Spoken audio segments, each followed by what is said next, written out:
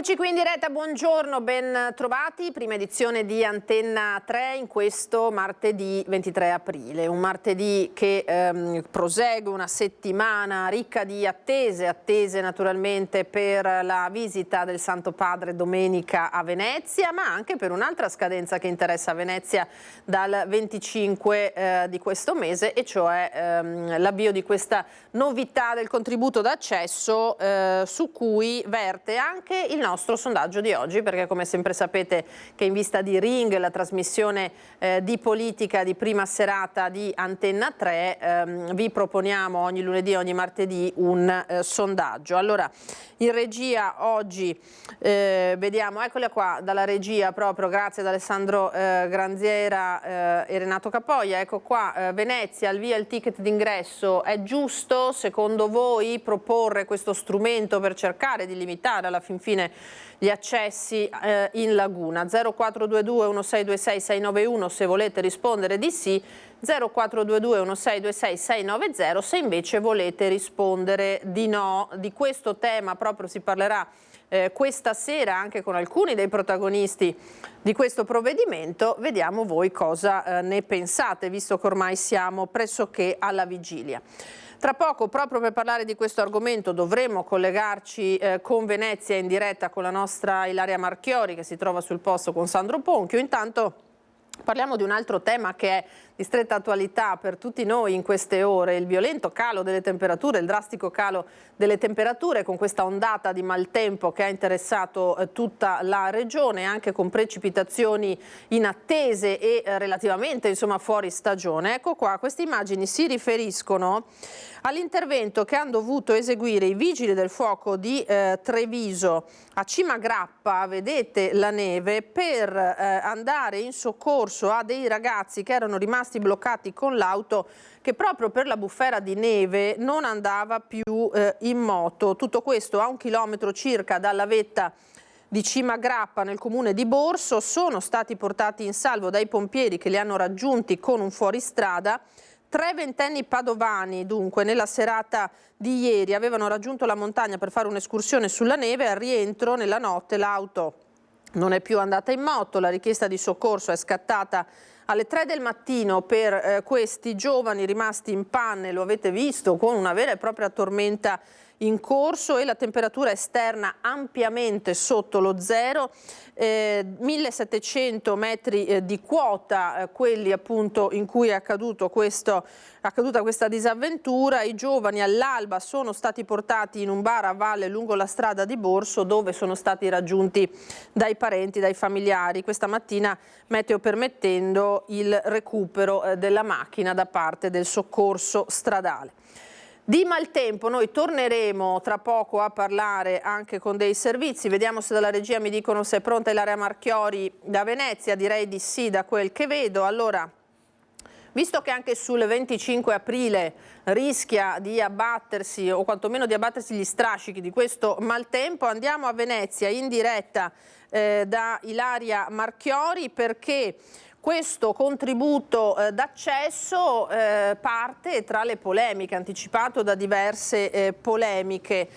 Ilaria, a te buongiorno, vedo che sei con un ospite, Daniele Vianello, presidente del comitato Waterfront, giusto perché appunto non passa nell'indifferenza questo provvedimento. Ilaria, a te.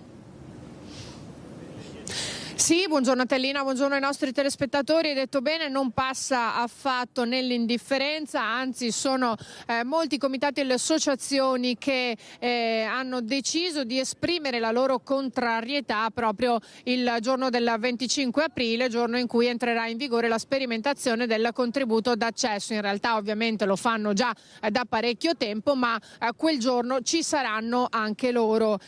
Tanti i comitati da tutta la città insieme, ha anche il comitato Waterfront, di cui abbiamo appunto, come hai anticipato, il presidente Daniele Vianello. Allora, presidente, il 25 aprile sarà una giornata calda, di sicuro non dal punto di vista meteorologico, ma comunque per quello che succederà in città. E tra l'altro ricordiamo che è a 3 giorni dalla visita del pontefice qui a Venezia, quindi è proprio una settimana settimana molto intensa. Anche voi come Comitato Waterfront avete deciso di esprimere la vostra contrarietà all'entrata in vigore del contributo d'accesso. Perché?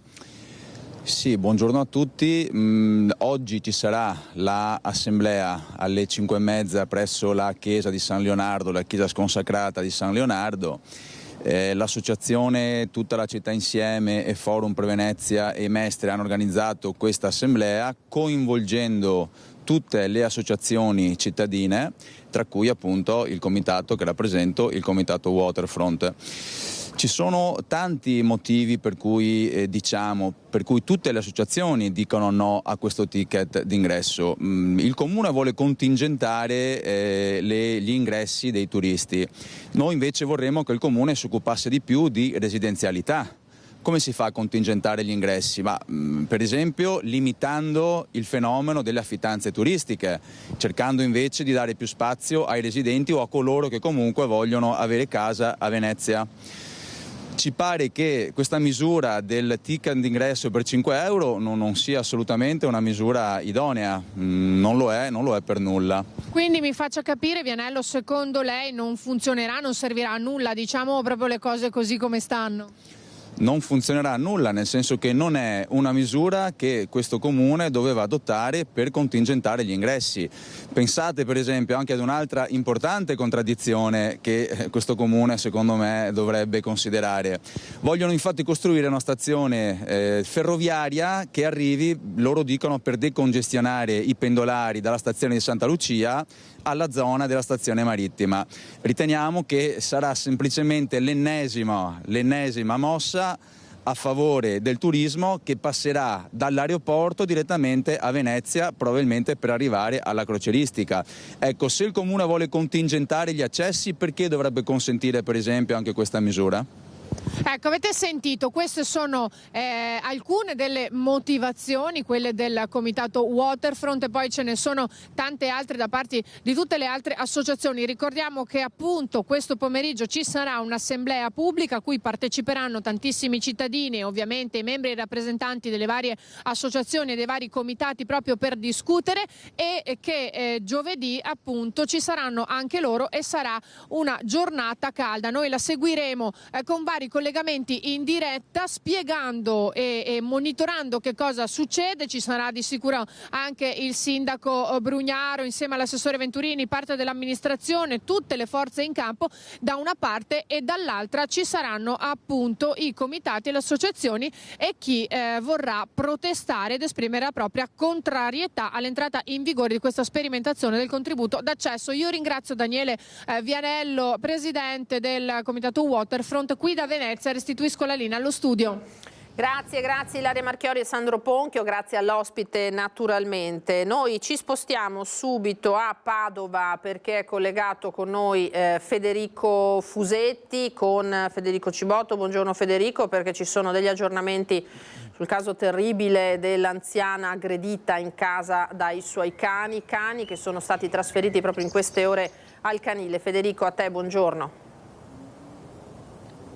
Buongiorno Lina, buongiorno ai telespettatori. Infatti la notizia più importante è proprio quella che hai dato, nel senso che pareva i cani potessero essere lasciati nell'abitazione qui di Mortise, periferia di Padova. Invece evidentemente sono state fatte delle valutazioni diverse, quindi questa mattina, e le immagini tra l'altro del trasferimento dei cani sono immagini in esclusiva, c'è stata questa operazione per cui i veterinari dell'ULSS insieme ai carabinieri e alla polizia provinciale hanno prelevato i cani dall'appartamento, cani che sono 8 in realtà, quindi più di quelli che erano stati ipotizzati in un primo momento, e sono stati trasferiti in un canile veterinario della struttura sanitaria di Padova. La donna rimane sempre in gravi condizioni, sappiamo ha perso un braccio e una parte dell'altro braccio, e oltretutto un'altra notizia è che sarebbe indagata la figlia della donna proprio in relazione, diciamo, a come sono stati gestiti gli animali, e si sta ancora cercando di ricostruire quello che è accaduto, perché la dinamica non è chiarissima. Pare che la postina abbia suonato il campanello e lì si sia consumata l'aggressione. Ecco, dicevo, approfittando anche di queste immagini in esclusiva che abbiamo, io vi lascio al servizio che abbiamo realizzato con tutti gli aggiornamenti, e poi naturalmente altri possibili aggiornamenti questa sera. Lina, ti restituisco la linea.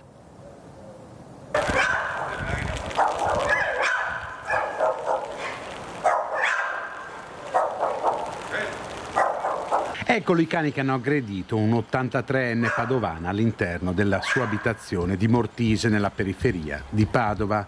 I cani, che in realtà sono 8, sono stati prelevati dalle autorità veterinarie e portati via dall'appartamento. Un'operazione che si è protratta per un paio d'ore e ha visto impegnati i carabinieri, la polizia provinciale e i veterinari dell'ULSS. La prima ad uscire è stata Kira, che è stata anche offerta in regalo su un sito di commercio online.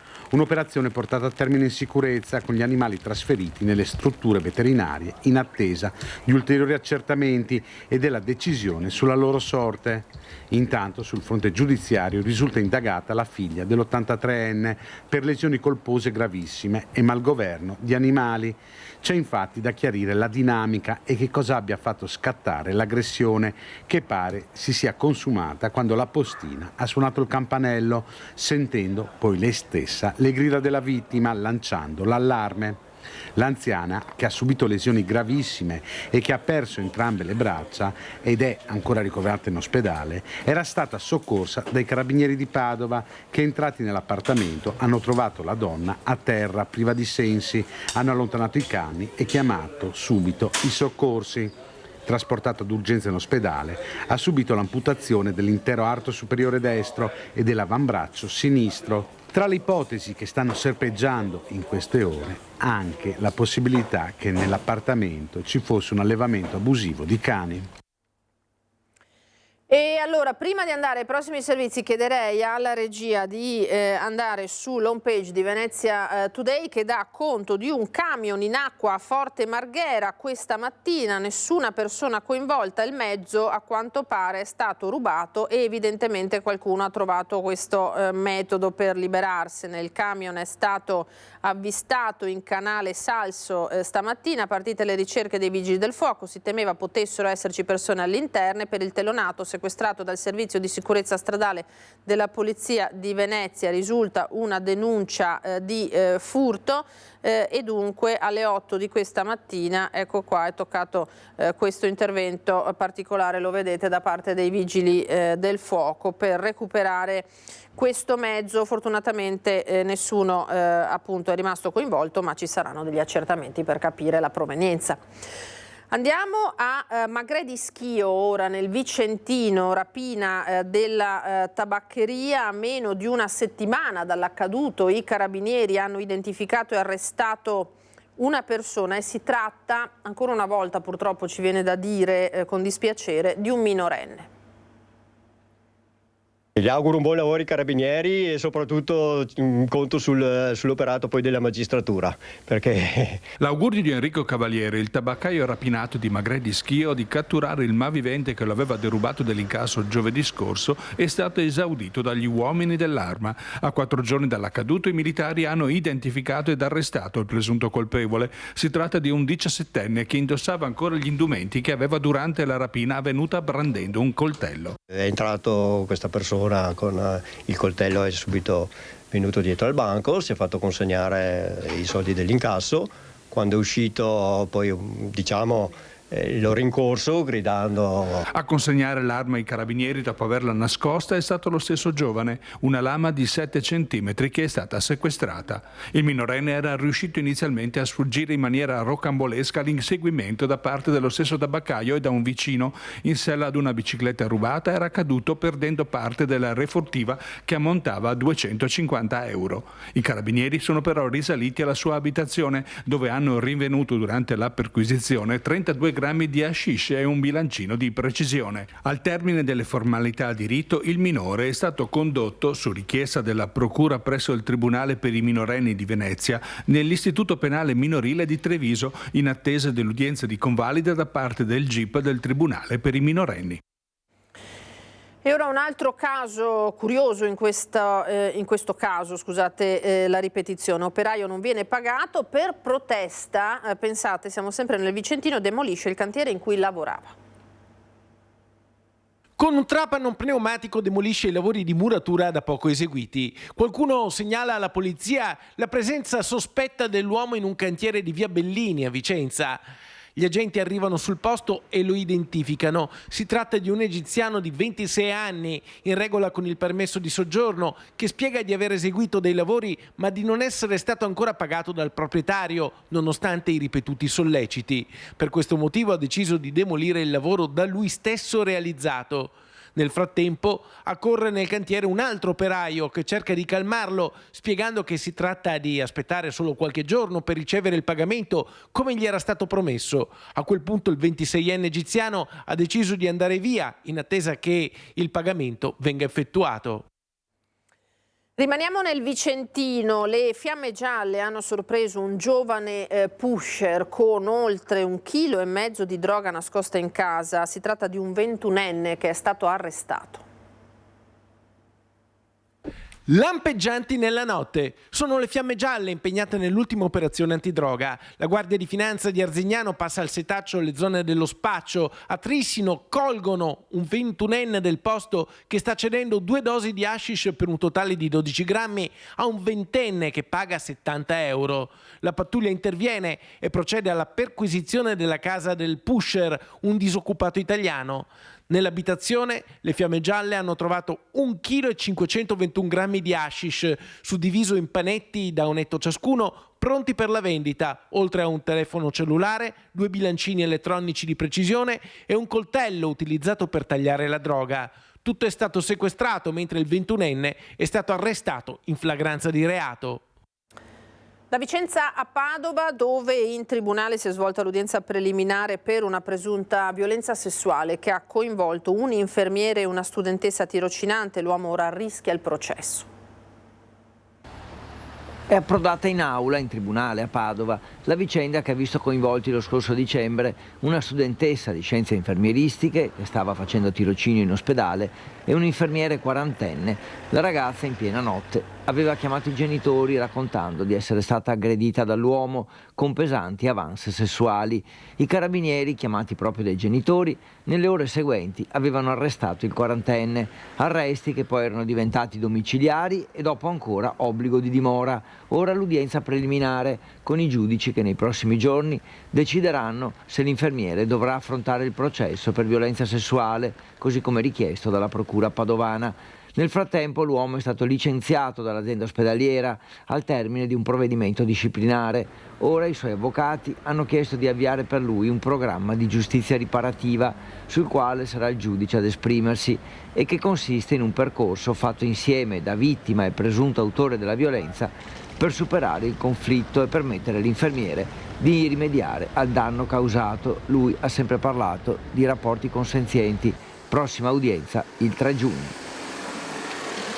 Andiamo adesso in Piazza dei Signori a Treviso con Anna De Roberto e Francesca Pezzo, perché c'è stato domenica un grave episodio, un'aggressione in piazza a una donna da parte dell'ex compagno, del compagno davanti alla figlioletta, donna presa a calci, schiaffi, addirittura ha ricevuto una testata e per difenderla sono intervenute solamente 2 persone, 2 donne, pensate, 2 commercianti. Ed Anna De Roberto adesso in piazza. Anna, a te buongiorno.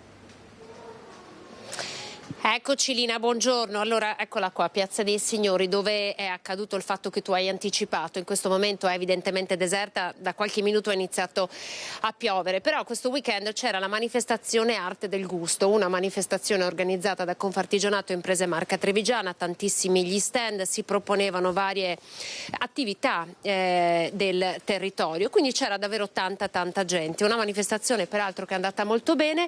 All'ora dell'aperitivo domenica, come hai detto, fatto una coppia, che poi si è rivelata non essere tale, stava camminando, un uomo teneva in braccio una bambina e mentre camminava proprio qui in Piazza dei Signori, in mezzo agli stand, ha iniziato a prendere a calci la donna. Prima un calcio, poi un altro calcio, questa è la versione che tra poco ascolterete. Abbiamo davvero parlato con le persone che sono intervenute per difendere la donna. Dopo il secondo calcio lo schiaffo, mentre faceva questo aveva in braccio la bambina, l'ha messa, una bambina di circa 1 anno, l'ha messa poi sul passeggino ed è passato alla testata, una testata molto violenta. E questo gesto di violenza estremo è avvenuto proprio davanti allo stand in cui stavano lavorando 2 artigiane della marca che non hanno esitato ad affrontarlo, a dire che cosa stai facendo, basta, e lui per tutta risposta ha detto: cosa vuoi, tu sei una vigliacca. Lei ha detto mettiti le mani in tasca e continuava a dire mettiti le mani in tasca. Intanto si era creato un gruppetto, no, di persone tra visitatori ed altri commercianti. Loro però, come appunto tu hai ben detto, sono intervenute, lo hanno fermato e hanno anche cercato di consolare la donna. La bambina è scoppiata in lacrime e hanno anche chiamato le forze dell'ordine. Allora io ve la farei ascoltare la testimonianza di queste donne che sono intervenute, che è particolarmente toccante. Allora ve la facciamo ascoltare.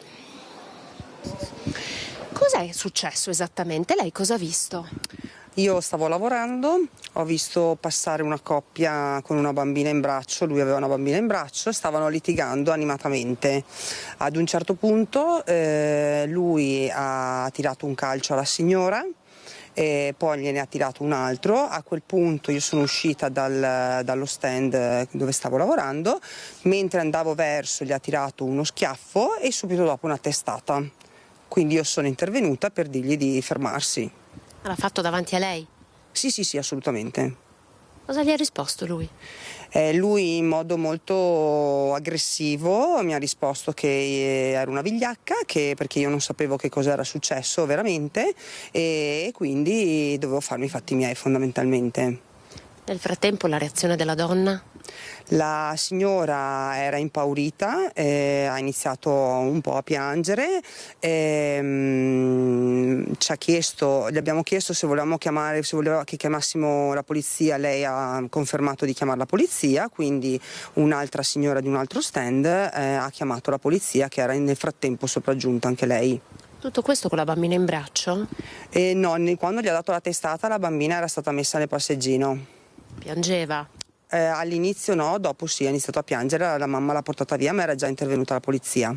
Senta, il contesto attorno a voi, vi siete mosse, lei si è mossa, poi è stata raggiunta, gli altri?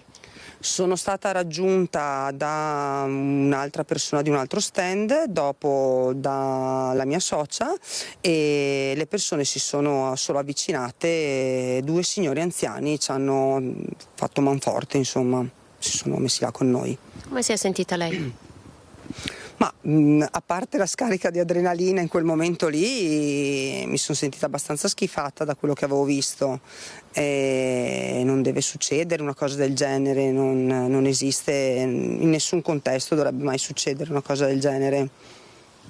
Ha detto qualcosa alla donna lei per tranquillizzarla? Sì, assolutamente. Dopo che ha fatto le deposizioni con la polizia, la signora è passata da noi a ringraziarci e a spiegarci un po' com'era la sua situazione.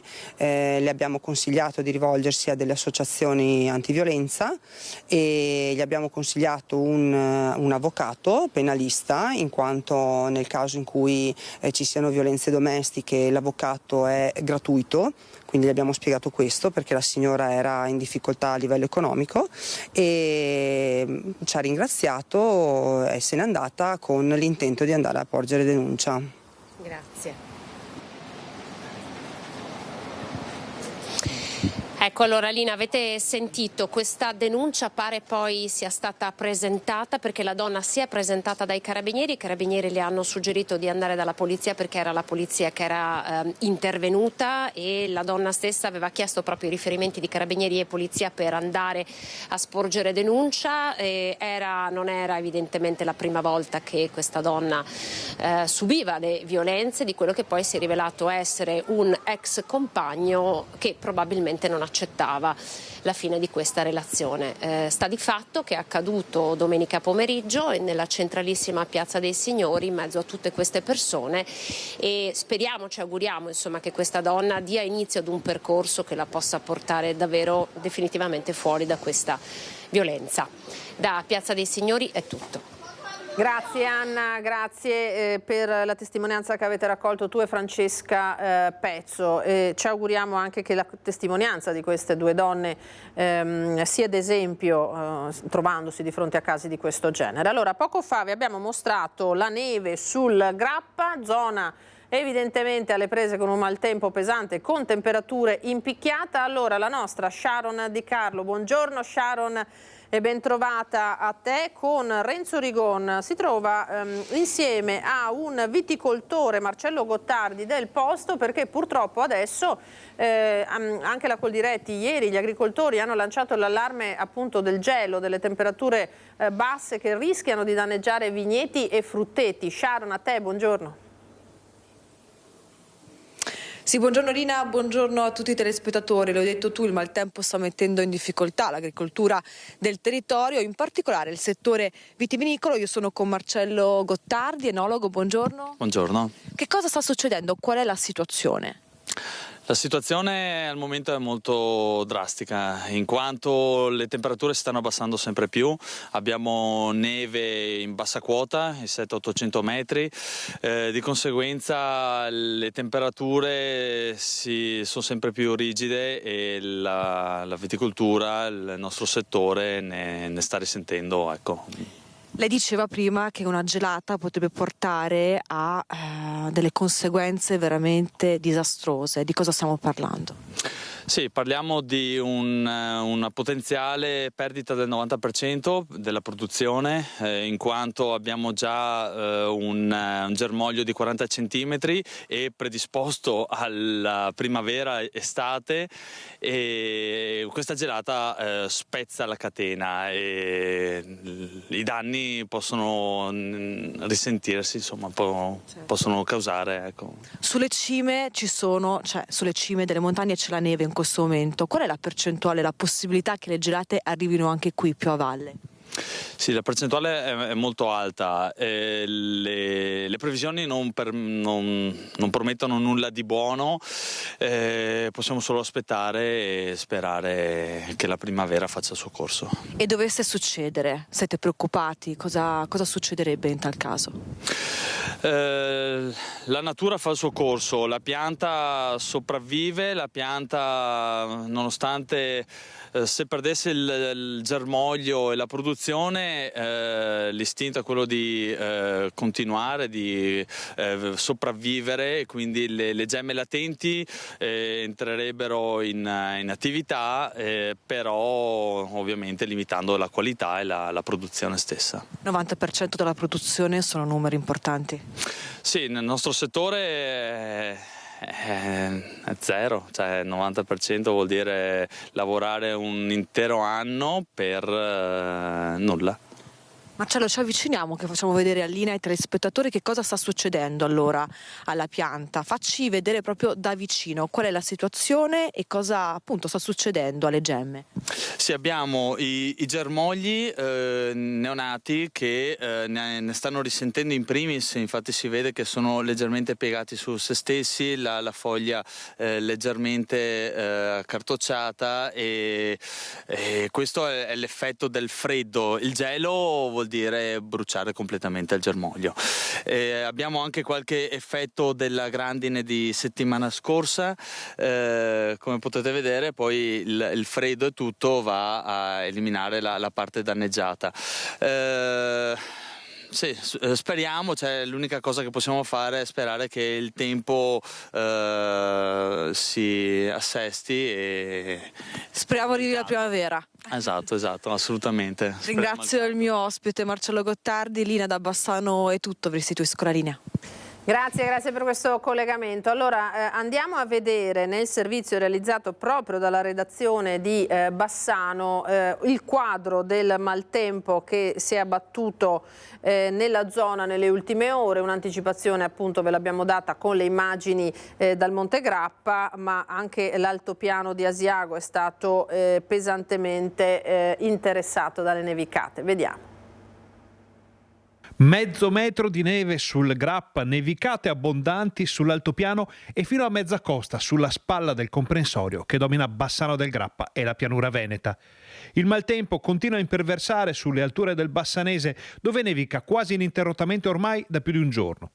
Sul massiccio del Grappa ci sono quasi 50 cm di coltre bianca e la provincia è già intervenuta con un'operazione fuori stagione per tenere pulite le strade. In altopiano invece nevica anche ad Asiago, addirittura è stato imbiancato l'abitato di Rubbio, diviso territorialmente a metà fra Lusiana Conco e Bassano. Tanta neve anche a Gallio, Cesuna e nell'area del Monte Corno, dove di solito ad aprile arrivano già le prime fioriture. Accumuli importanti sui rilievi dalle Melette al Verena e nella piana di Marcesina, ma anche a Enego e Rozzo. L'altopiano intero è stato trasformato in una cartolina da fiaba, immagine che si era vista raramente durante l'inverno o che addirittura non si era vista. La coda della stagione fredda che ha portato le minime sotto lo zero in montagna e attorno ai 4 gradi in pianura sta complicando un poco la vita degli altopianesi e la faccenda potrebbe protrarsi almeno per un altro giorno ancora. Poi, come raccontava anche Mario Rigonister nei suoi libri, il cuculo chiamerà una volta per tutte la primavera e la neve sarà solo un ricordo.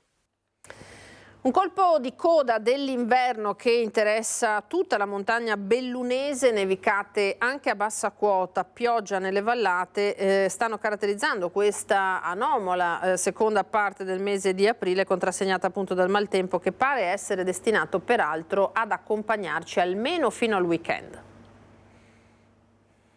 Il bollettino emesso stamattina da ARPAV, che misura la neve fresca al suolo, potrebbe essere quello di un tipico periodo invernale. Nelle 24 ore le Dolomiti settentrionali si sono ammantate nuovamente di bianco, con cumuli fra i 5 cm a Cortina e i 40 a Montepiana di Auronzo. Scenario identico sulle Dolomiti meridionali, dove i cumuli di neve fresca variano dai 10 cm di Frassenè ai 30 delle Pale di San Martino e del Monte Rita Cibiana. Sulle prealpi bellunesi, se possibile, la quantità di neve è ancora maggiore. 30 cm in Val Salatis, Faverghera sul Nevegal e Piancansiglio. 25 cm sono stati misurati ai 1540 metri del Monte Grappa e 22 a Pranolza di Trichiana, 700 metri in meno di quota. Fortunatamente la neve non ha condizionato la viabilità regolare lungo la rete gestita da Veneto Strade. Vita facile per gli automobilisti che ancora non hanno provveduto al cambio delle gomme invernali, mentre chi diligentemente il 15 aprile ha sostituito le dotazioni di stagione è stato costretto a fermarsi per montare le catene. Instabilità e insidie a piovaschi saranno ancora presenti per tutta la settimana, con temperature minime stazionarie o localmente in calo e massime in leggera ripresa, comunque sotto la media. Per cominciare a respirare di nuovo aria primaverile bisognerà attendere la prossima settimana, probabilmente a cavallo del ponte del 1° maggio. E ci sarà da capire se quello che si è verificato lungo la Val Sugana tra Facca di Cittadella e San Giorgio in Bosco può in qualche modo essere legato anche al maltempo. Un pericoloso avvallamento si è creato in strada, c'è stato un sopralluogo urgente della provincia, i sindaci invitano i cittadini a trovare dei percorsi alternativi. Ha ceduto il terreno a circa 3 metri di profondità in una zona instabile con la presenza di una falda acquifera. È al lavoro la provincia di Padova per ripristinare la viabilità lungo la strada 47 Valsugana all'altezza di Villa Bolzonella nel territorio di Facca di Cittadella e confini con San Giorgio in Bosco. Dopo il sopralluogo coordinato dalla provincia con la presenza delle amministrazioni interessate e dei consorzi di bonifica Brenta e Acque Risorgive, si procederà al più presto con un progetto di ripristino.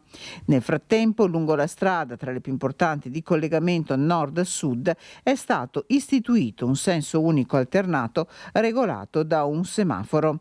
La provincia ha già chiesto a Veneto Strade il nulla osta per evitare il passaggio di mezzi pesanti. Le amministrazioni comunali, per evitare il formarsi di lunghe code nel tratto interessato, consigliano a chi potrà di studiare percorsi alternativi.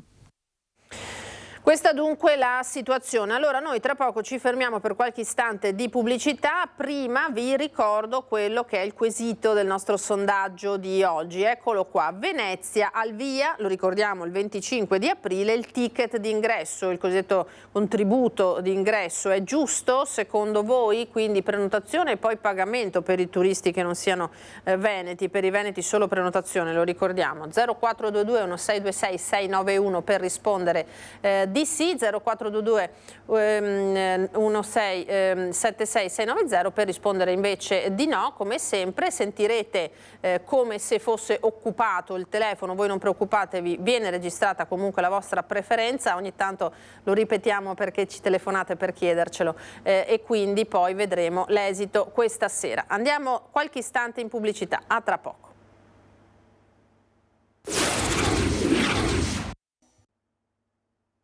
Eccoci di nuovo in diretta con la nostra prima edizione, ancora tanta cronaca e tanta attualità. Allora, ieri era la giornata della terra, celebrata anche nelle scuole con tante attività. Legambiente ha diffuso i dati sulla qualità dell'aria nelle città italiane e il Veneto davvero non si è piazzato bene. Sentiamo. La situazione è grave anche se andiamo a guardare le centraline non delle città capoluogo, che spesso sembra non esistano, in realtà ci sono anche quelle ed hanno dati preoccupanti, anche le centraline così definite rurali da ARPAV, cioè quelle che sono collocate in aree non densamente abitate. Essere sul podio questa volta non ha niente di meritevole, anzi il Veneto è maglia nera per gli sforamenti di PM10. Da gennaio a marzo 2024 sono già 8 le città italiane fuori leggi per le polveri sottili, avendo superato il limite previsto per il PM10 di 35 giorni in un anno, con una media superiore a 50 microgrammi per metro cubo.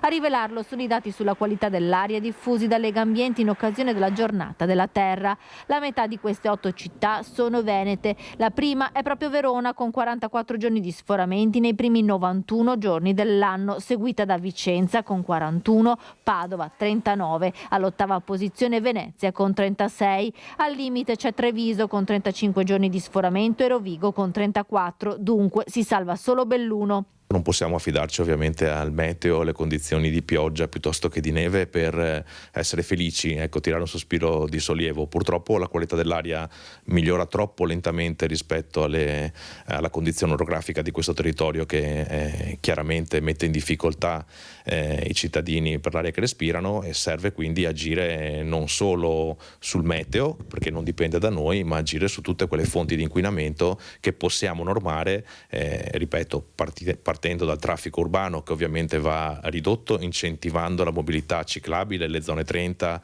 le strade scolastiche, piuttosto che il trasporto locale, che deve essere supportato adeguatamente. A Venezia, Padova e Verona ci sono state anche giornate in cui lo sforamento ha raggiunto una quota doppia rispetto ai 50 microgrammi per metro cubo. Purtroppo è un miglioramento troppo lento, non possiamo cantare vittoria, insomma, se respiriamo molto meglio di 15-20 anni fa, ma ancora non abbastanza bene da garantirci una riduzione degli impatti sanitari che ovviamente gravano sulla nostra salute, sull'aspettativa di vita, ma gravano anche sui costi che andiamo a sostenere come cittadini, perché i costi sanitari in capo alle regioni, ovviamente ai territori, sono costantemente in aumento per tutti i danni correlati all'esposizione agli inquinanti atmosferici. A Milano, intanto, il vertice dei sindaci della pianura padana ha firmato un patto per la qualità dell'aria che parte da un assunto essenziale: respirare un'aria pulita è un diritto fondamentale di tutte e di tutti. Nel documento i sindaci chiedono al governo di rendere disponibili con urgenza investimenti dedicati a ridurre l'impatto sull'ambiente dei trasporti di persone e merci e delle attività agricole e industriali.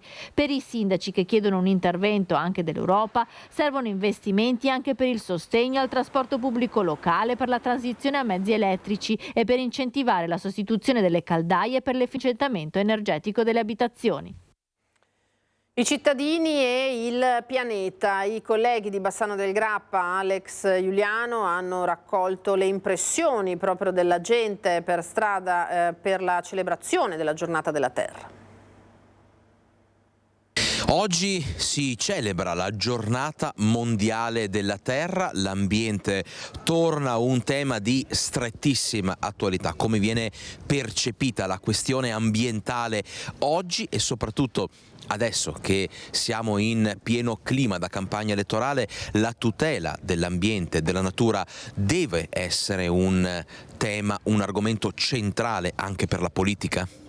Io credo che la politica è meglio lasciarla fuori, è coscienza di ognuno secondo me, per cui io la penso così. Facciamo troppo uso di plastica secondo lei? Guarda, sentivo ieri, vengono stampate 500 miliardi di borsette di plastica ogni anno al mondo e proprio ho sentito che entro 30 anni, 40 anni ci saranno più borse di plastica in mari di pesci, per cui meglio che ci pensiamo un attimo, forse finché siamo in tempo. Dovrebbe essere un tema anche da campagna elettorale l'ambiente. Sì, esattamente. L'ambiente è un tema che riguarda tutti, quindi a livello anche di qualità della vita. Noi inquiniamo a prescindere con tutto, quindi non solo tema di campagna elettorale, ma proprio argomento importantissimo, fondamentale. La plastica è stata un'invenzione molto utile e oggi si potrebbe fare un passo avanti. Purtroppo siamo ancora molto legati alla plastica. È una tematica quasi innovativa, per quanto in realtà dovrebbe essere già parlata e trattata da anni e anni. Quindi vabbè, che ci si stia muovendo in merito è assolutamente importante. Ovvio che sì, inquiniamo troppo, però è vero che è talmente radicato in noi, se vuoi, quello che è il consumismo, facciamo un pochino più fatica effettivamente a rendercene conto, tanto quanto la macchina. Però per quanto riguarda comunque la situazione, secondo me, soprattutto anche come cittadina, come sia pulizia, raccolta differenziata, secondo me siamo a un buon punto. Così dunque i cittadini di Bassano sull'inquinamento e il rispetto dell'ambiente. Prima del prossimo servizio andiamo sull'home page del Mattino di Padova, che riferisce della morte improvvisa di un giovane paracadutista padovano, morto ad appena 32 anni, colpito da un malore nel sonno. Era alla Folgore. Davide Dalla Pria, questo il suo nome, era appena tornato da un periodo di addestramento. Il giovane era di stanza a Legnago. Questo quanto riferisce il Mattino, vedete che ha appunto pubblicato la foto di questo giovane proprio durante la sua attività, il suo servizio di paracadutista. Allora andiamo al caso Autovelox. Continua a far discutere non poco la sentenza della Cassazione sui Velox non autorizzati ma non omologati, sentenza che arriva proprio da Treviso, che è balzata alle cronache nazionali in questi giorni. Ne ha parlato il sottosegretario all'interno Nicola Molteni, che sul tema invoca equilibrio tra legalità ed esigenze degli enti locali. C'è un codice della strada che è in via di definizione, quindi bisogna garantire sicurezza, che diventa fondamentale, secondo un principio di legalità e secondo un principio di giusto equilibrio con le esigenze degli enti locali. Parte da questo presupposto il sottosegretario all'interno Nicola Molteni nel commentare una vicenda che sta creando non pochi interrogativi per tutte quelle multe prese lungo arterie come la tangenziale di Treviso, su cui operano dispositivi di rilevamento autorizzati dal Ministero delle Infrastrutture ma non omologati. Il caso specifico riporta l'accoglimento da parte della Suprema Corte dell'impugnazione presentata dall'avvocato civilista Andrea Nalesso, multato nel 2020 e ora protagonista con la nota sentenza di un vero e proprio spartiacque.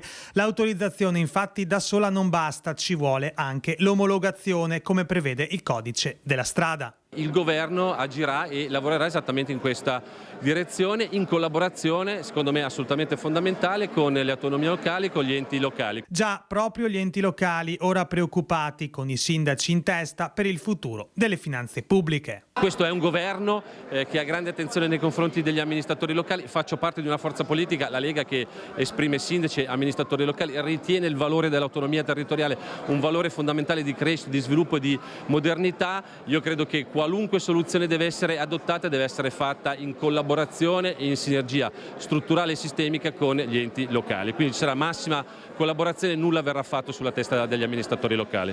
Altro aspetto prioritario da non trascurare è quello della sicurezza stradale e quindi sul ruolo preciso degli autovelox. Gli autovelox, soprattutto dopo la sentenza della Corte di Cassazione, non possono essere uno strumento per fare cassa, sono uno strumento fondamentale per garantire sicurezza, per garantire la sicurezza dei cittadini, per garantire la sicurezza stradale, per garantire la sicurezza degli utenti. Ieri sera se ne è parlato anche a Ring di autovelox. Ospiti del nostro vice direttore Ferdinando Avarino erano l'avvocato Fabio Capraro e il perito Giorgio Marcon, che hanno fatto il punto su quella che è una battaglia che in realtà portano avanti da anni. La Cassazione cioè già nel passato aveva precisato che ai sensi dell'articolo 142 gli strumenti di misurazione devono essere omologati. Quindi l'aveva già detto anni addietro. Con questa sentenza qual è la novità? Che a fronte di certi discorsi per me garibaldini dove si voleva equiparare autorizzazione e omologazione, spiega perfettamente. L'omologazione è un di più dell'autorizzazione perché ci sono delle norme tecniche che devono essere rispettate. Cioè alla fine uno non avrebbe dovuto mai pagare una multa allora, elevata con l'autovelox? Io posso dire, per quello che mi riguarda, per esempio la città di Treviso, i giudici di pace di Treviso hanno tutti quanti, della verità tolto uno, hanno sempre accolto i ricorsi. Però che fosse il dottor Tristano, che fosse il dottor Chiozzi, che fosse il dottor Rizzo, hanno sempre tutti recepito. Lei mi parla di Treviso, ma quanti autovelox in Italia sono autorizzati e non omologati? Tutti.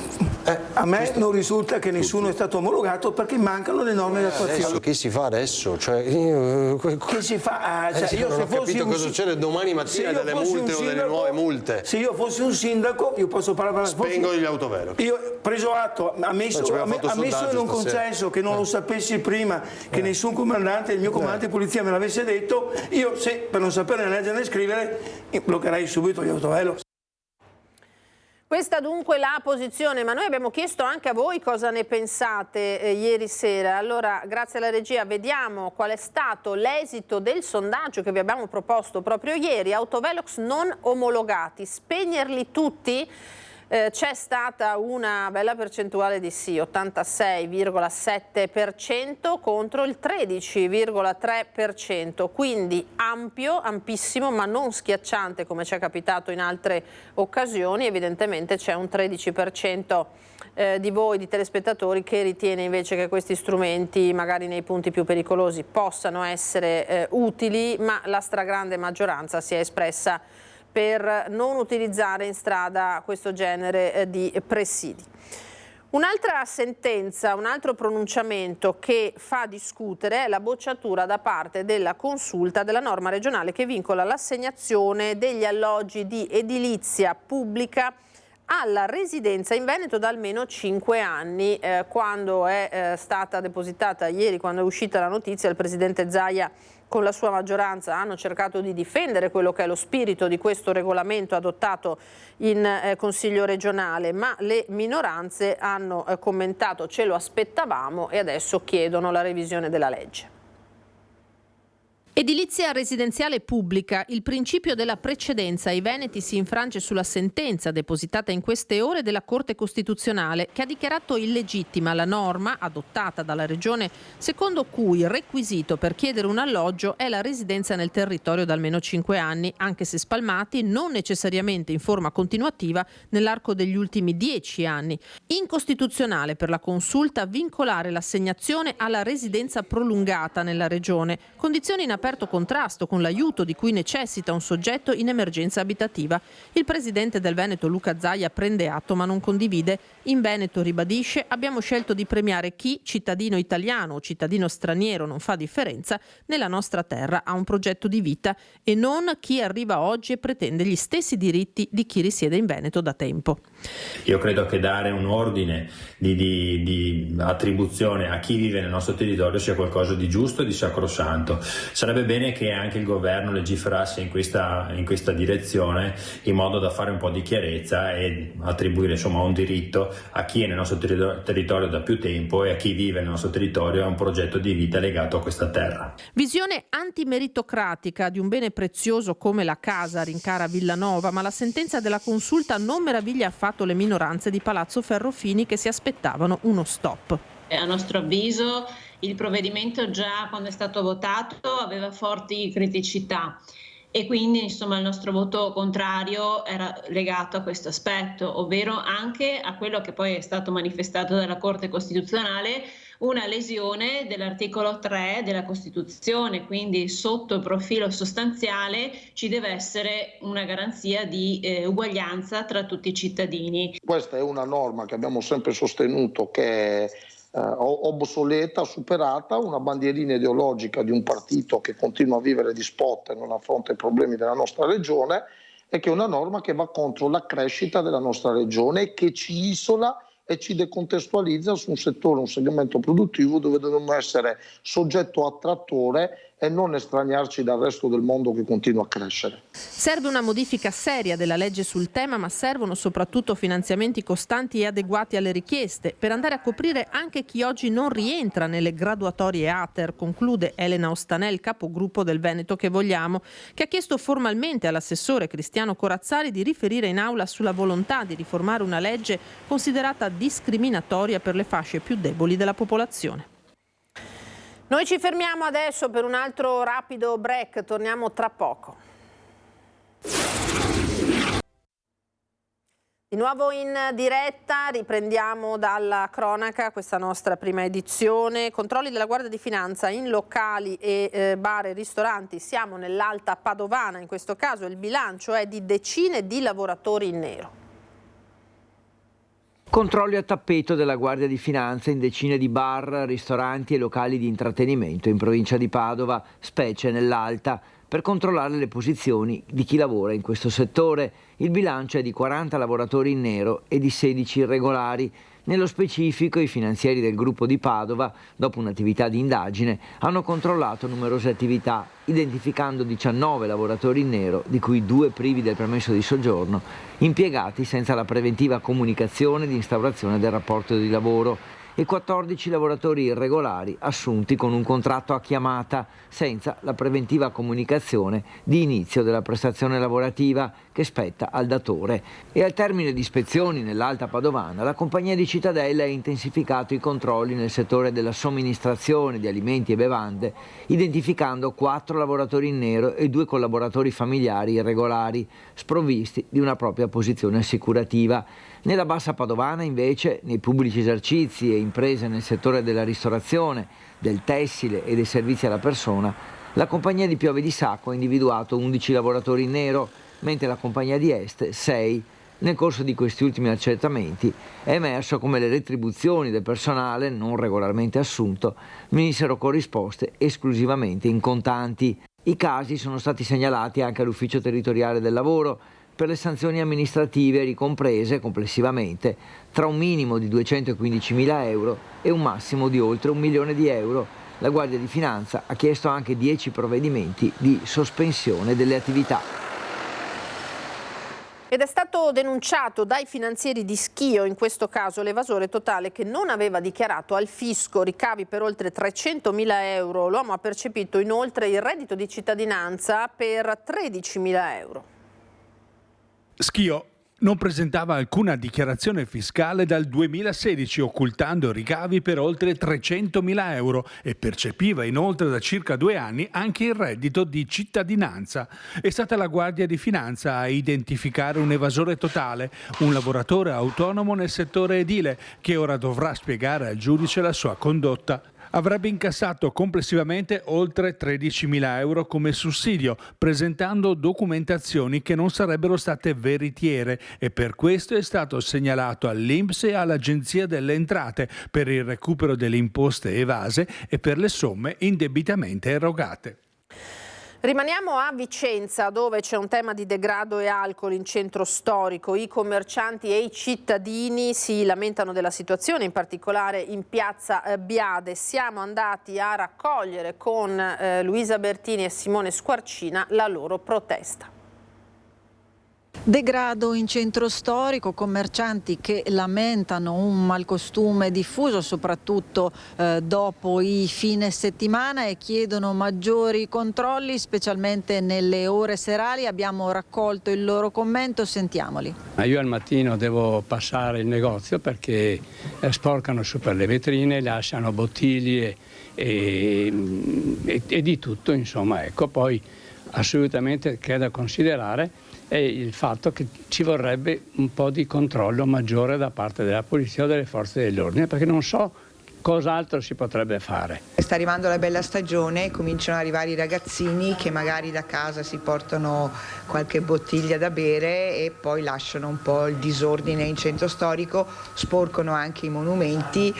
Se il centro storico fosse vissuto, adesso con la bella stagione sicuramente arriva anche più gente, anche i ragazzi prima di fare determinati danni forse ci pensano due volte, oppure bisognerebbe con le telecamere vedere chi sono e andare dai genitori e dire i vostri figli fanno questo, hanno danneggiato questo, e farli magari pagare il danno che fanno anche ai nostri monumenti. C'è bisogno di un po' più di sorveglianza anche da parte delle autorità. C'è degrado, ci sono ragazzi che si ubriacano, fanno casino, non c'è controllo.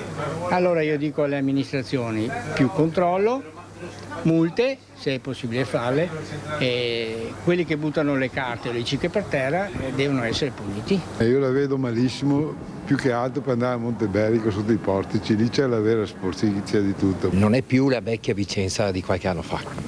Io sono vicentino da sempre, ho frequentato la mia città perché mi piace, ho girato il mondo per lavoro e vedo la differenza da oggi a tempo fa.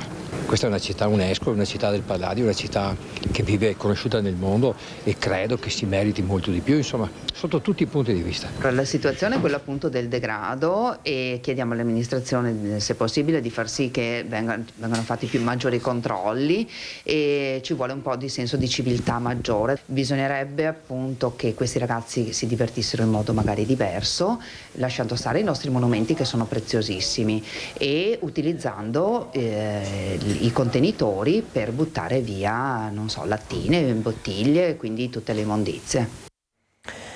Apriamo la pagina sulla politica, in particolare sulle elezioni europee. Tra poco vi presenterò i nostri ospiti di oggi. Allora, impresa e lavoro sono le priorità per il PD Veneto, che presenta appunto i suoi candidati in vista dell'appuntamento con le urne di giugno. Capolista sarà Stefano Bonaccini, attuale governatore dell'Emilia Romagna. Massima attenzione alla giustizia sociale, dice il segretario regionale Martella. I candidati veneti saranno Alessandra Moretti, che già era stata parlamentare nella precedente legislatura, Alessandro Zan, che è parlamentare nazionale, che si candiderà sia nella circoscrizione nord-ovest che in quella nord-est, quindi la nostra, Andrea Zanoni, un consigliere regionale impegnato su molte delle questioni ambientali, Ivan Pedretti, un sindacalista che ha operato a lungo nel Veneto e che attraverso la sua voce potrà farci avere un'attenzione particolare al mondo del lavoro e a quello anche dei pensionati.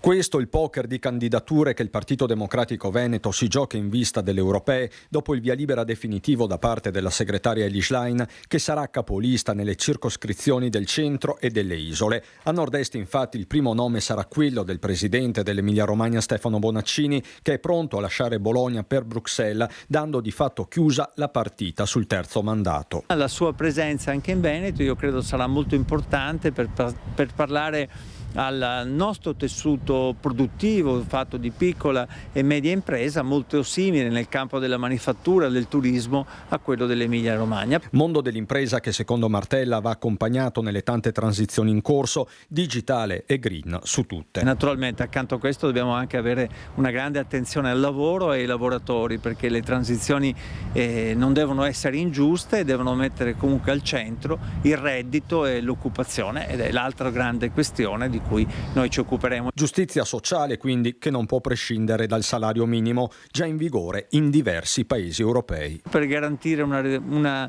retribuzione equa a molte persone che adesso sono sotto una certa soglia che noi abbiamo indicato in 9 euro. Governeremo fino alla fine della legislatura e anche la prossima, è la previsione del ministro Nordio, che era nelle scorse ore a Preganziol per la presentazione del candidato sindaco. Il merito però è anche dell'opposizione, è frantumata, ha detto il ministro, questo non fa bene alla democrazia. Ministro che appunto ha fatto il punto sulla campagna elettorale del centrodestra per le europee. Noi abbiamo una possibilità storica oggi di restare dove siamo per questa legislatura e probabilmente anche per la prossima.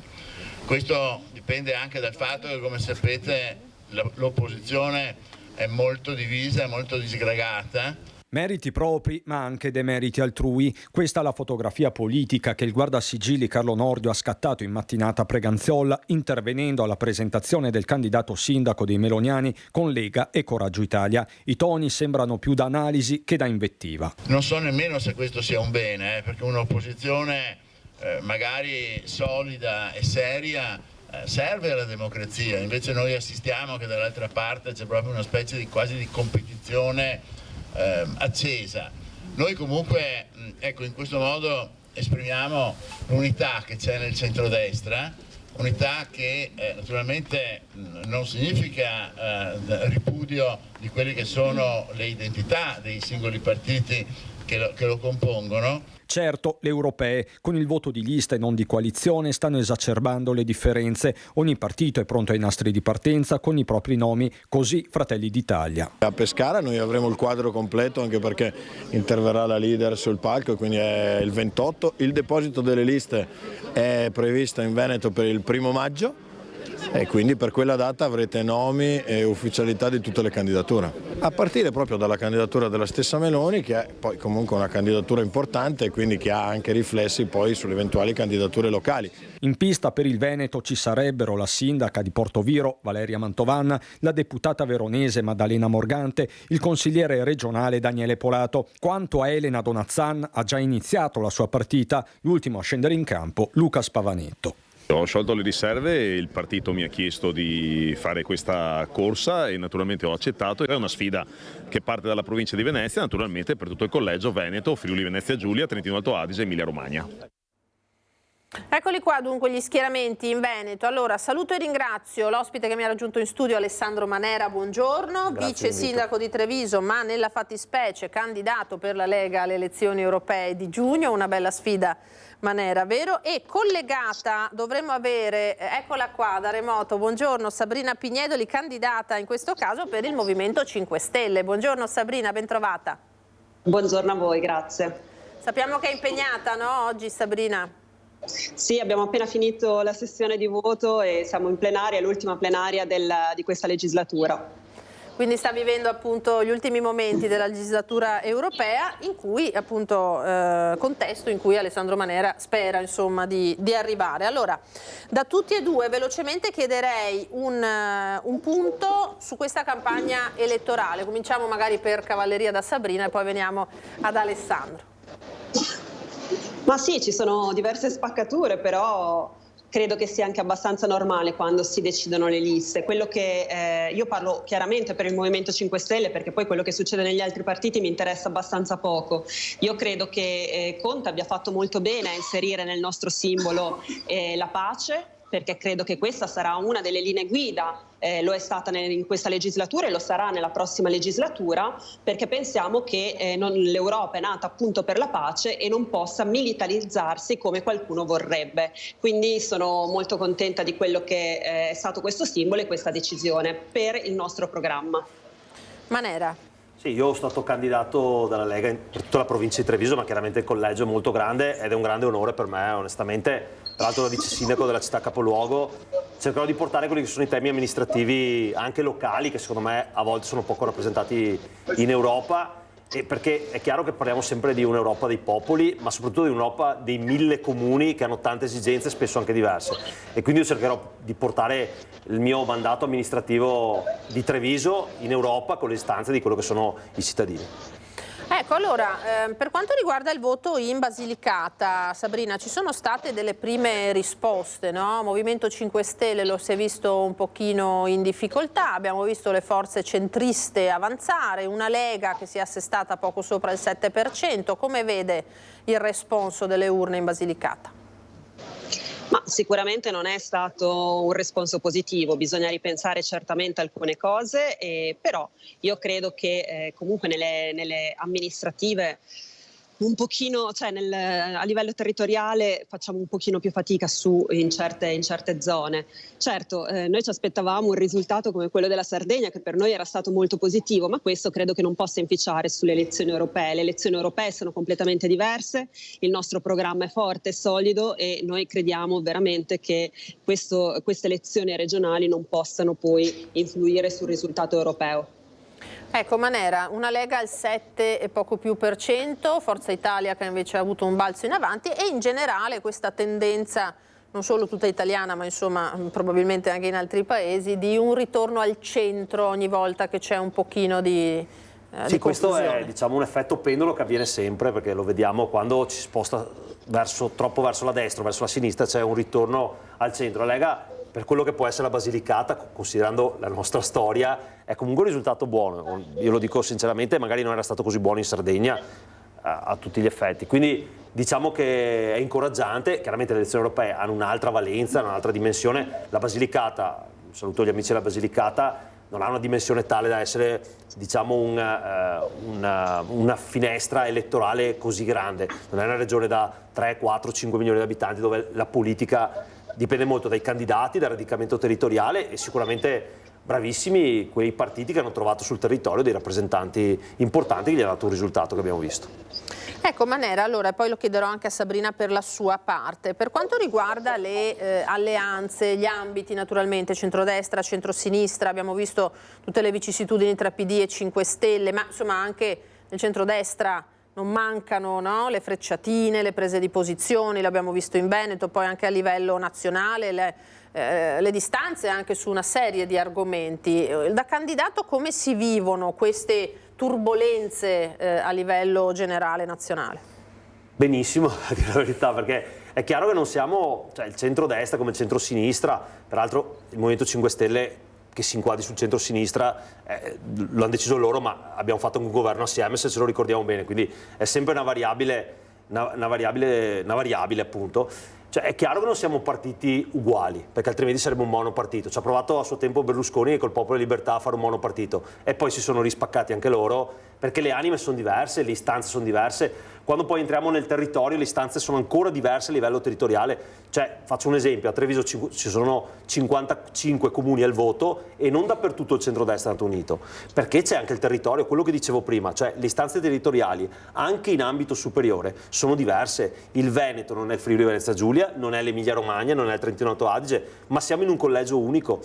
Questo per dire che non possiamo fare una macro mappa e inquadrarci là tutte le alleanze possibili, perché le persone sono persone e i partiti si muovono sulle idee, certo, ma sulle gambe della persona, come sono anche le aziende, e quindi noi dobbiamo anche distinguerci. Spesso ci si distingue anche sulle piccole cose, spesso ci si distingue anche su questioni di principio. Io lo dico sinceramente, lo abbiamo visto con il fine vita anche nel voto in regione. Ci si è divisi molto su questa questione, quindi io sono contento che quando ci sono frizioni, perché questo vuol dire che non siamo monocorde, monotematici. Ecco Sabrina, per quanto riguarda la vostra parte, abbiamo visto tutto il caso Puglia che in qualche maniera ha creato una frattura e poi comunque due leader che stanno cercando necessariamente insomma una loro collocazione, una loro affermazione ancora più forte, come Conte e Schlein che appunto stanno viaggiando a volte a braccetto, a volte in direzioni differenti. Beh certo, dipende chiaramente dai temi, dipende chiaramente dai territori, perché in alcuni territori è giusto fare un accordo, in altri territori queste premesse non ci sono, e poi dipende anche dalla credibilità, appunto. Proprio per questo in alcuni territori è possibile sugli stessi temi fare un accordo e in altri territori, non essendoci la credibilità della controparte, non si può fare l'accordo. Ma io credo che comunque questa sia una partita soprattutto nazionale e locale. Per fortuna alle europee il Movimento 5 Stelle va da solo, come tutti i partiti vanno da soli, così possiamo esprimere al meglio le nostre battaglie, che sono appunto quelle della giustizia sociale, quello dell'ambientalismo, senza dover far compromessi, anche perché abbiamo visto, per esempio per quello che riguarda il PD, che dentro al Parlamento europeo hanno espresso voti che sono completamente diversi rispetto ai nostri. Penso per esempio alla questione dell'invio delle armi in Ucraina o dell'invio delle armi a Israele, del cessate il fuoco, no? Abbiamo espresso delle posizioni fortemente diverse. Io credo che sia importante non perdere mai la nostra identità come partito, anche quando si fanno le alleanze. Il Movimento 5 Stelle ha un'identità ben precisa a cui non deve rinunciare. Senta Sabrina, lei che ha già fatto questa prima esperienza al Parlamento europeo, cosa le ha dato soddisfazione, cosa le è piaciuto, cosa le piacerebbe portare avanti, cosa invece secondo lei c'è da cambiare? Allora, delle mie battaglie personali, cioè insomma delle cose che ho portato avanti io personalmente, sicuramente la cosa che mi ha dato più soddisfazione è stato candidare Julian Assange al premio Sakharov e vederlo arrivare tra i 3 finalisti. Ricordo che il premio Sakharov è un importante premio del Parlamento europeo che viene dato a cittadini che si sono distinti per le battaglie per i diritti umani e la libertà di espressione, e quindi questo è sinceramente una cosa di cui vado molto orgogliosa. Come Movimento 5 Stelle abbiamo portato avanti le battaglie ambientaliste e siamo stati il primo partito italiano per voto coerente sull'ambientalismo. Quindi io penso che il Movimento 5 Stelle debba continuare a portare avanti queste battaglie, e una cosa che assolutamente è da cambiare è la questione dell'austerity. Noi lo sottolineiamo, non può essere un'Europa di economia e finanza e non di cittadini, di supporto e sostegno ai cittadini. Quindi un'Europa che sia più sociale e più giusta. Questo è quello che vogliamo. Ecco, invece lei Manera, che di Europa comunque se ne intende anche da amministratore locale, perché la ricerca di bandi, di finanziamenti, il rapporto è molto stretto, poi Treviso insomma si è lanciata un po' in Europa, no, con questa vostra amministrazione, da dove vorrebbe partire, cosa vorrebbe portare, come vorrebbe tra virgolette insomma impiegare questo suo impegno in Europa? Beh, intanto io, ve lo dico sinceramente, sopporto pochissimo la parola ambientalismo. Io parlo sempre di sostenibilità. Quando sento parlare di ambiente, noi nei termini dell'eurodeputata sicuramente che lo fa, ma spesso si confonde l'ambientalismo con la sostenibilità, che sono 2 concetti completamente contrari, e la sostenibilità è a favore anche delle imprese, perché l'ambientalismo spesso è un ambientalismo un po' cieco che tende a danneggiare l'economia di un paese a favore di altri paesi che inquinano molto più di noi. Questa è una cosa che avviene spesso, è venuta spesso in questi anni, lo dico sinceramente. Mettere troppi blocchi e dazi a favore della Cina, a favore dei paesi emergenti, porta certo alla riduzione di impatto nei nostri paesi, ma alla distruzione dell'economia. Quindi stiamo attenti con queste cose, perché si va sempre in una direzione, certo, con un buon fine si fa peggio del punto di partenza, io lo dico sinceramente. Un'altra cosa, faccio un piccolo appunto anche, cioè che spesso vedo sessioni dell'Europarlamento in cui si spostano migliaia di persone e per metà delle cose che possono essere fatte potrebbero essere fatte online, come si fa in tutte le aziende, perché mi fa anche sorridere che si parla spesso di ambientalismo, ma spostiamo migliaia e migliaia di persone per fare voti magari così brevi, quando potrebbero essere fatti online o in videoconferenza, come avviene ormai per metà delle aziende del mondo, le multinazionali. Lo dico come fonte di risparmio energetico e anche di tanti soldi, onestamente, perché l'Europarlamento ha un costo suo importante. Però io dico questo: quando uno viene eletto territorialmente, certo, deve avere una visione globale di quello che fa l'Europarlamento, perché è giusto che sia così, ma deve ricordarsi da dove viene, da dove è partito. E quando va là deve rappresentare i territori che l'hanno eletto, perché se questo non viene fatto ti dimentichi chi è l'elettorato che ti ha mandato là e con che motivazione ti ha mandato là. Quindi la difesa territoriale secondo me è il principio cardine di quando una persona viene eletta. Io lo faccio da vice sindaco adesso, l'ho fatto quando ho avuto altri ruoli. Per me interpretare il mandato che ho avuto dagli elettori è la cosa fondamentale. Infatti che sono curiosa, sentiamo se Sabrina ritiene che i lavori dell'Europarlamento potrebbero essere fatti in parte anche da remoto. Cosa ne pensi? Beh, da quando il Movimento 5 Stelle è entrato al Parlamento europeo che proponiamo la chiusura della sede di Strasburgo.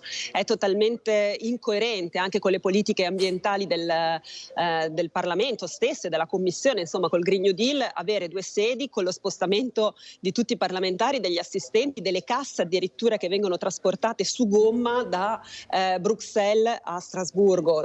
Questo l'abbiamo sempre chiesto, ma purtroppo i trattati richiedono il cambiamento dei trattati richiede l'unanimità e la Francia chiaramente si oppone a questo e io credo che sia totalmente assurdo perché va proprio contro le politiche ambientali della Commissione del Parlamento, ecco. Quindi su questo siete d'accordo, insomma, ecco, abbiamo trovato un punto d'accordo. Allora, uno dei temi su cui l'Europa dà le sue direttive, di cui sentiamo più spesso parlare, è quello dell'inquinamento. Poco fa abbiamo mostrato un servizio sui dati che Legambiente ha diffuso sull'inquinamento delle città e con il Veneto che ne ha ben 4 tra le prime 8 più inquinate.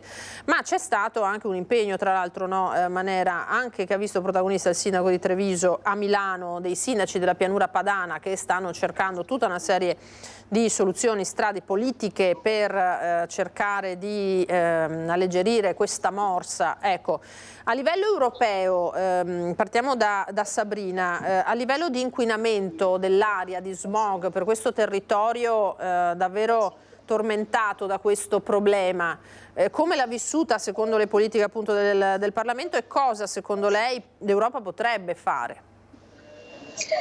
Allora, l'Europa sta mettendo in campo alcune strategie per ridurre l'inquinamento. Pensiamo per esempio appunto alle cose che sono state fatte per la riduzione delle emissioni per quello che riguarda le case green, anche se questa è una direttiva che deve essere ancora di fatto applicata, ma ci sono varie norme che sono state portate avanti a livello del Parlamento. Qual è il problema? È che molto spesso a livello italiano si sente parlare di follie green.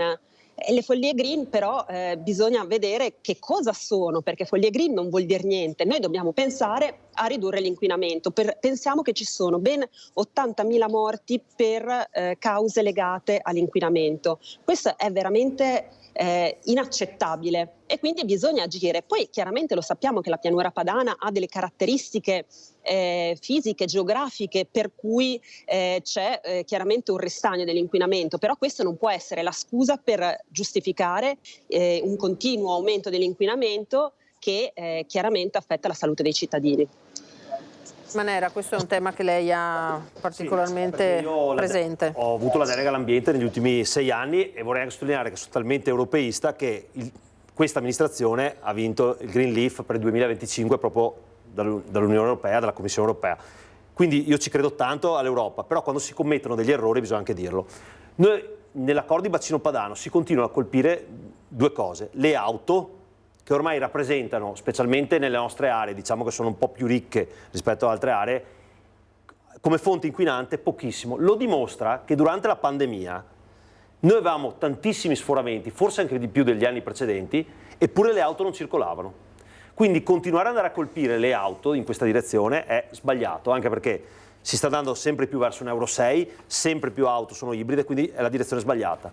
Dall'altra parte si vogliono colpire in maniera cieca le abitazioni, ma non è questo il mezzo giusto, perché certo con il 110 noi abbiamo fatto tanto per mettere in sicurezza energetica le case, ma ne dobbiamo dirlo, tantissime case hanno ancora riscaldamenti a gasolio, che sono la grande fonte di inquinamento, perché chi ha queste case non ha le economie per cambiarle e non può impogliarlo, perché questa è la sostenibilità contro l'ambientalismo. L'Unione Europea deve dire, bene, nelle aree disagiate ambientalmente, perché la pianura padana ha una sua sfortuna naturale, noi dobbiamo mettere là 2 miliardi, 3 miliardi, 5 miliardi e far cambiare le caldaie a gasolio. Dall'altra parte, e sottolineo ancora una volta, non si può fare una politica ambientale europea tutto tondo, ma lo dico anche in Italia, che hanno gli stessi finanziamenti a Reggio Calabria, dove non hanno quel problema per temperatura, ventosità, rispetto a noi. Quindi anche questa è una eurofollia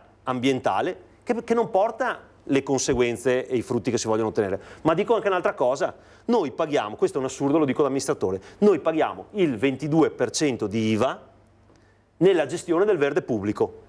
Cioè noi continuiamo a piantare alberi e paghiamo noi l'IVA allo Stato del 22%.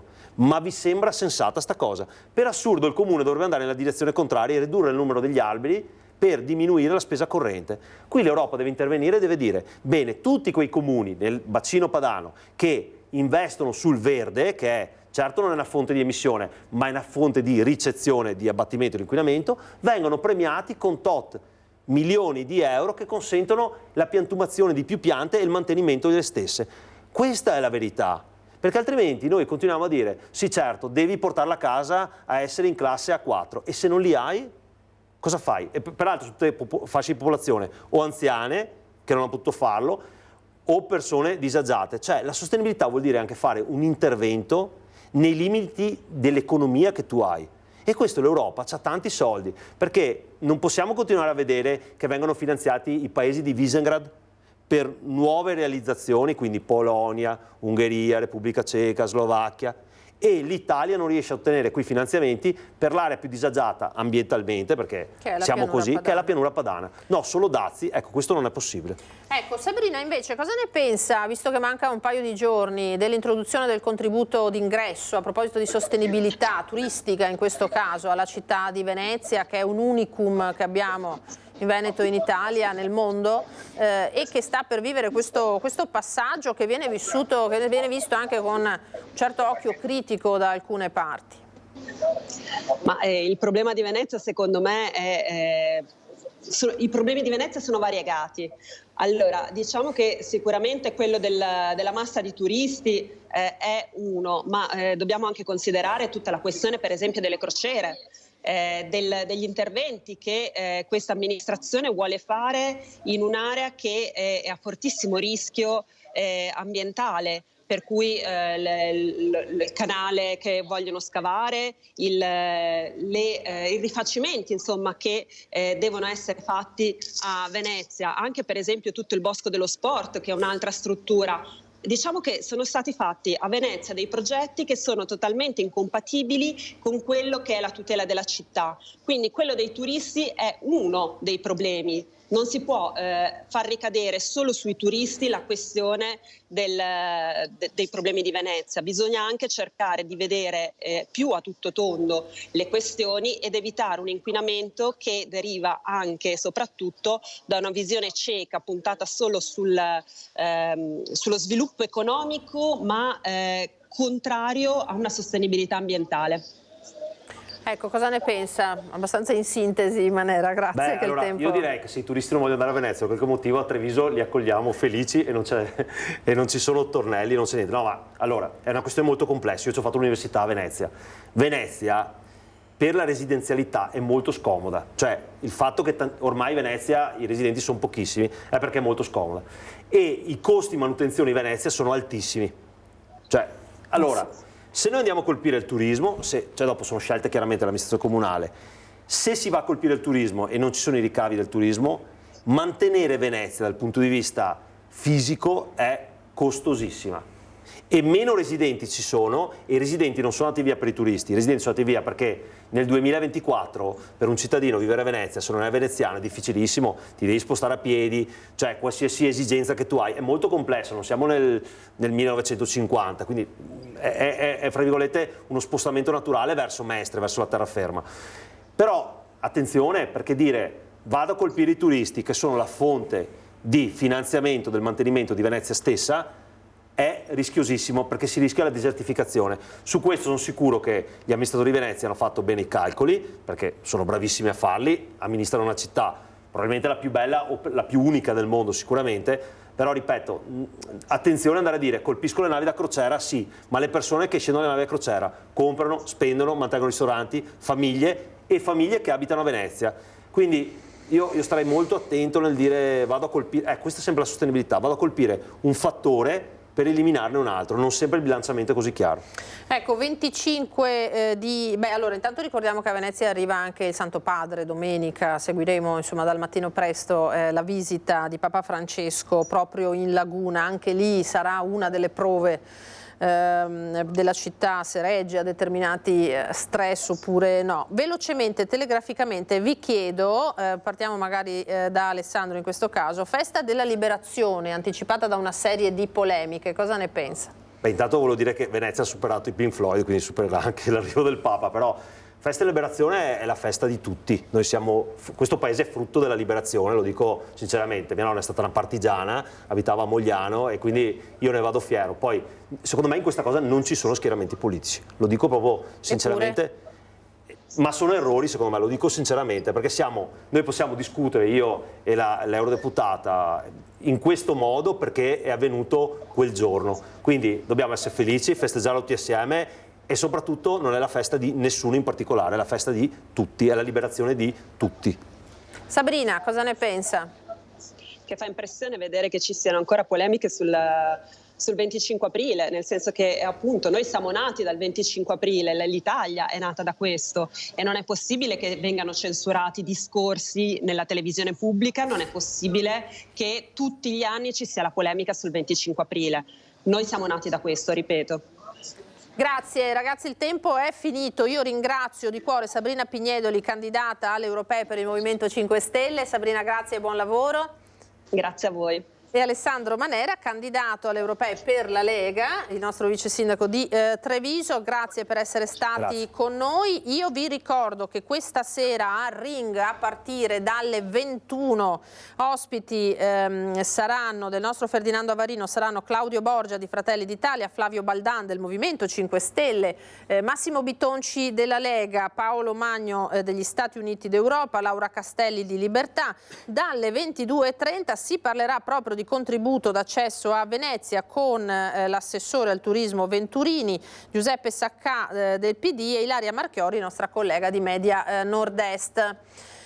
Vi ricordo anche che adesso ci sarà il meteo. Io ringrazio in regia Alessandro Granziera e Tommaso Migot. Vi ricordo che dopo di noi andrà in onda il documentario I grandi che fecero la storia, incentrato sulla famiglia Zanussi, a seguire il film drammatico inglese Terminal. Grazie a voi che ci avete seguito. Adesso le previsioni del tempo. Arrivederci.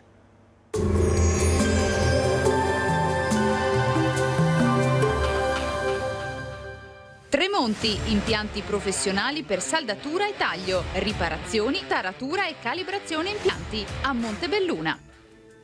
Bentrovati al meteo. Continua il via vai di flussi perturbati abbinato a correnti di aria fredda che manterranno il clima fresco rispetto alle medie stagionali, oltre che un tempo instabile. Vediamo insieme il dettaglio. Sul Veneto la grafica di martedì 23 aprile evidenzia una spiccata variabilità, il cielo sarà nuvoloso, avremo precipitazioni diffuse che poi tenderanno a divenire sparse in diradamento ed esaurimento dalla sera. Temperature stazionarie minime tra 3 e 7 gradi, massime tra 10 e 14 gradi. Ci spostiamo ora sul Friuli Venezia Giulia. Al mattino sarà possibile qualche schiarita, a seguire precipitazioni intermittenti e sparse. Soffierà bora moderata con raffiche anche sostenute sul Carso e a Trieste, quota neve intorno ai 600-800 metri. Temperature minime tra 3 e 6 gradi, massime sui 13-15 gradi.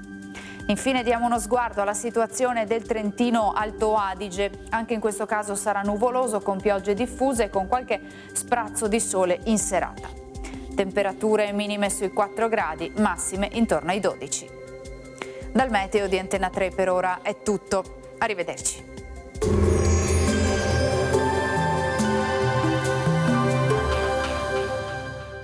Tremonti, impianti professionali per saldatura e taglio, riparazioni, taratura e calibrazione impianti a Montebelluna.